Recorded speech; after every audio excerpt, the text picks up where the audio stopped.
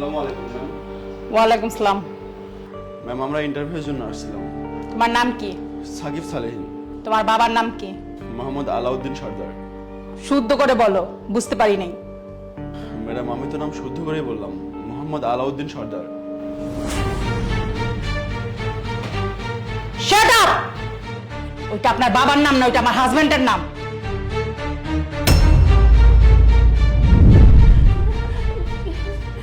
শোনো, আমি যা বলছি তাই করো। আজকে এই বুড়ির এই বাড়ি থেকে বের করে দাও। আর তুমি যদি আমার কথা না শোনো না, তোমার খবর আছে।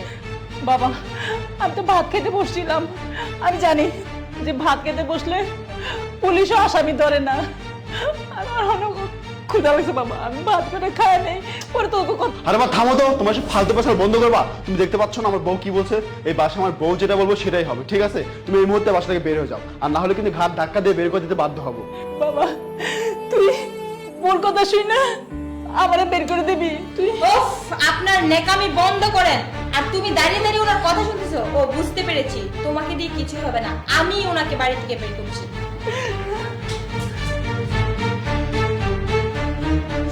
একটা আপদ বিদায় হয়েছে, এখন শুধু আরেকটা আছে। ওইটাকে এই বাড়ি থেকে বের করতে পারলেই এই পুরো সম্পত্তির মালিক হবো তুমি আর আমি।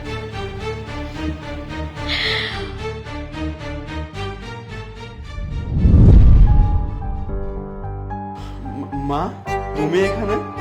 তুমি এখানে কিভাবে আসলা? কে আপনার মা? আপনার হয়তো ভুল করছেন, আমি আপনার মা না। হ্যাঁ মা, আপনি এখানে?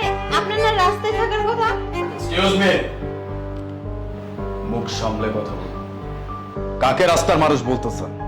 উনি আমার মা, এই কোম্পানির ওনার। আরে কি বললি? মা? তোর এই নোংরা মুখে ওনাকে মা বলে ডাকবি না, একদম বারণ করে দিলাম। সেই ছোটবেলা থেকে অত্যাচার করছিস। আমি এতিম বলে কি এত অবহেলা করতে হবে? আমি যদি খাইতে বসছি আমার খাবার প্লেট ছুঁড়ে ফেলে দিছিস, আমি যদি পড়তে বসছি আমার বই ছিঁড়ে ফেলে দিছিস। সব জায়গায় অবহেলা করছিস, কিচ্ছু বলি নাই, শুধুমাত্র এই মানুষটার মুখের দিকে তাকাই। আর দিন শেষে কিনা সেই মানুষটাকে রাস্তায় ছুঁড়ে ফেলে দিছিস।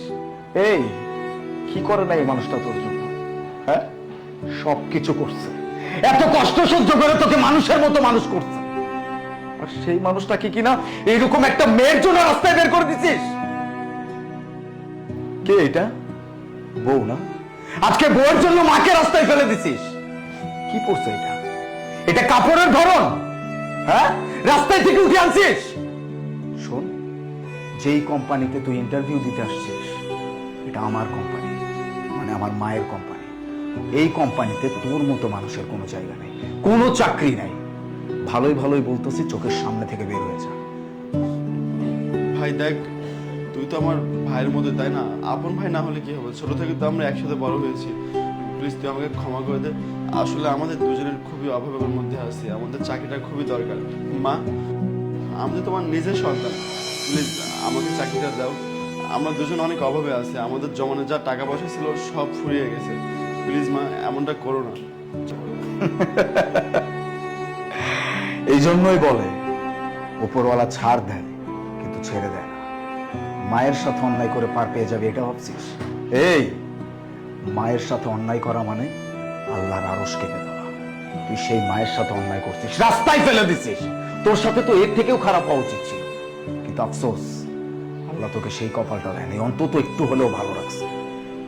এই যে মানুষটা একটা মানুষ গড়ার কারিগর, শত শত সন্তান নিজের হাত দিয়ে মানুষ করছে, কিন্তু আফসোস নিজের সন্তানকে মানুষের মতো মানুষ করতে পারে নাই। এই, যদি ন্যূনতম লজ্জাবোধ ভিতরে থাকে এই মুহূর্তে এখান থেকে বেরিয়ে যাবে। বেরো, বেরো। দাঁড়ান, আপনি আমার ছেলের কথা বলছিলেন না? হ্যাঁ, আমার ছেলে, একটাই মাত্র ছেলে, তা সেটা হলো আলিফ।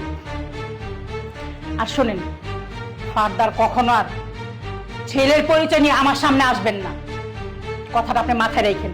বেরোন, বেরোন বলছে।